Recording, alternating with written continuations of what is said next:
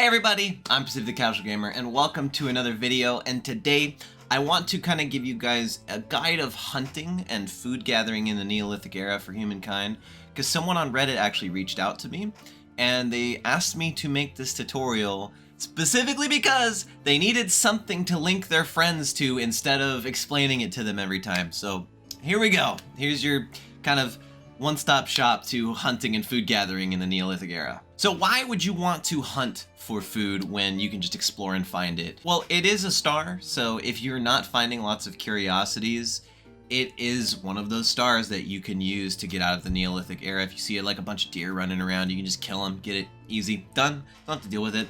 But the other thing is, in my opinion, it is a more reliable way of getting food.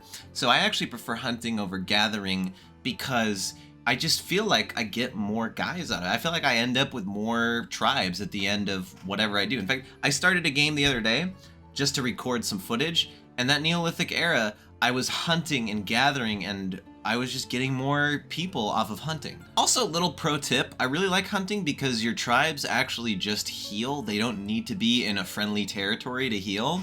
So you can just go hunt a quick deer and like a turn or two later, your tribe's at full HP again. So now I'm gonna kind of go over the food values. In a normal game, normal speed, you need 20 food to get a new tribe. When it comes to curiosities, usually I get 10 food off of a curiosity, which is the same for hunting a deer, but sometimes I get 5 food, and rarely, and I mean rarely, I get 15 food. Like, the 15 food is so unreliable that I assume every food is just worth 10. Bear and deer are each worth 10 food, and there's actually something really cool that this guy went over with deer that I didn't even think of, which is when you're hunting a deer, they have no zone of control, so you can actually explore if you hunt a deer on the edge of your territory. You can just discover stuff while you're hunting, because it's going to attack you and you can move around it. Sanctuaries and lairs give you 20 food each, and they will also give you 20 influence. They are just the best to get because you don't have to fight anything, you get 20 influence, and you just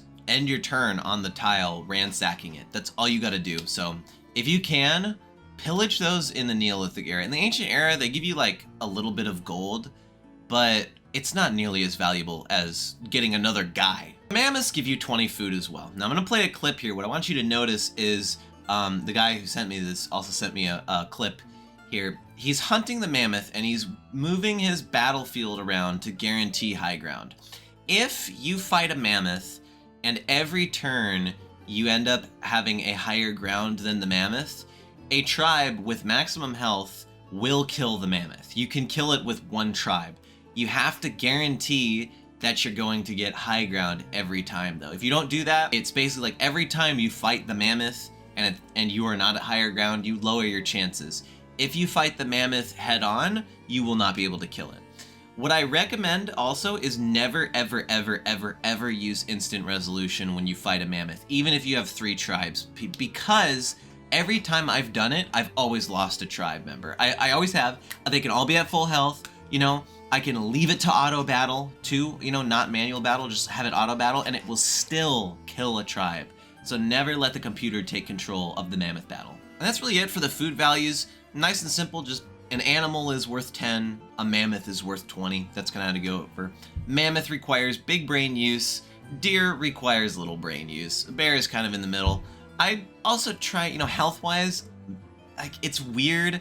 I try, if I'm gonna fight a bear, to use at least a tribe that has 80 health or more. I feel like under like 60 or 50, yeah, it starts to get a little bit nerve-wracking there. And then a mammoth, I always use a 100 HP tribe just in case I mess up. So now, just a couple of tips to make sure that you don't waste some food like I have in my other games, and I wish I never did, and oh my god, there's stupid little things in this game that currently have not been fixed that will ruin your experience. So the big thing here is it comes to managing your stacks of tribes, okay? If you put 4 tribes in a stack, the game will sometimes just make food disappear out of thin air. So if you have a stack of 4, if it has 10 food, it just magically disappears, so you waste 10 food there. So I generally try to, if I'm gonna end up with a stack of 4, I make sure there is exactly enough food to get my 4th guy, and I immediately split them off. Also, if you combine 2 stacks of tribes, their food will combine. So if you have, you know, a single guy with 10 food and a single guy with 2 food, you put them, or 10 food as well, you put them together, you get an extra tribe out of it. That's something that you might not look for when you pick your ancient culture, but if you could take the extra turn or two to combine some tribes and get 1 or 2 extra units before you end up in the ancient era, that's a really good little bonus you can have. So now this is a big one here. This is a problem with both tribes and also if you have a raider unit, so Hittites, Mongols, or the Huns. If you have 2 or more stacks of units in a battlefield or a battle zone, if you will, they will split the food. Even if they don't participate, each stack will split the food. So if, let's just say you kill a deer and you have another stack of tribes people just standing in the battle zone, the guy who killed the deer will get 5 food and the other tribe will get 5 food.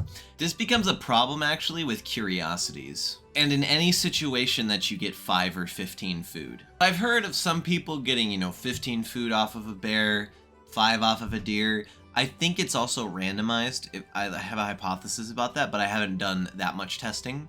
But if you have a situation where, let's just say you get 5 food off of a battle, right? If you get 5 food off of a battle, and let's just say you have 2 tribes, it doesn't give each tribe 2.5 food. The game actually doesn't have any sort of decimal system. It ends up, any like 0.5 just goes down to 0. So essentially, you kill this thing, it gives you 5 food, right? Pretty good. It gives 2 food to the 2 tribes that are there, deleting a food out of thin air, right? You might not think, oh, it's not a big deal. 4 food's still 4 food, right? You're wrong. That's a huge deal because everything in this game, when it comes to growing more tribes, is in multiples of 5. So if you get 4 of something, you know, even if you buy the tribes, you get 4 food, it doesn't actually get you any closer to getting a tribe because, okay, you're at 4 food, right? Let's say you get 15 food. You're not at 20 food, you're at 19 food. You still have to get something else. So it's hard to explain how it's a waste of space, but since things go up in multiples of 5, anything that goes up in not multiples of 5 is like a 0, right? Now, if you mess up more, right? Let's say you 5, you split off to 2, you get another 5 that splits off to 2. The 8, instead of counting as 2 5s, will really only count as 1 5. It's a weird system. I kind of don't get why they don't just make everything worth 1, 2, 3, and 4. I don't know. Just basically make sure if you hunt something that none of your other tribes are in the battlefield. Now, the last pro tip I want to give you is when you select an ancient culture, right? Actually, this goes for any time you select to ascend into the next era. When you do that, you can actually play out your next turn. So if you've decided that maybe you've done some save scumming, you know that whatever civilization you want is going to get taken next turn, so you have to pick it now. Don't worry because you can still move your tribes around the final turn. So you pick your civ, you still get 1 more turn of Neolithic Era. Kind of include that in your plan, right? If you say like, as soon as I collect this food curiosity, I'm going to age up, and you can collect the food curiosity this turn right now. Go ahead and age up because your guy's just going to go collect it, and then you still age up, you still get that food bonus, and you're happy. So that's all I got for this video, guys, about hunting in the Neolithic Age. Like I said, I don't quite know if bears and deers give you 10 consistently. I think sometimes they might give you 5, sometimes they give you 15, but most of the time they give me 10 food. I do have a hypothesis though about deer and bear where I think sometimes they give you 5 food or sometimes they give you 15 food. I haven't done enough testing, and as recording this video, I haven't sat and actually watched my gameplay to see if that's true. So just be aware that might be true. But yeah, hopefully this helps you up. Hopefully this, you know, if you end up with 4 scouts versus 6 scouts, that's a lot of different scouts. Hell, even if you end up with 10 scouts versus 8 scouts in the ancient era, that's more things that you can just literally take those 2 scouts, those 2 extra scouts, and disband them and add them to your city, start your city off with 2 population, or you can go warmonger somewhere. Do something cool, you know, there's a lot, the more people that you have when you age up, even though they're just scouts, everyone's got just scouts in the beginning of the game. You can do a lot of damage with just scouts in the beginning. And if you really want to get creative, you can save your scouts and upgrade them into cavalry when the time comes. So that's it for this video. I hope y'all enjoyed. If you did, let me know in the comments below, and subscribe for more Humankind videos. Also, if you want to talk to me on Discord, that is down in the description below. I'm Pacific the Casual Gamer. I suck just as bad as you do at video games, and I will see you in the next one.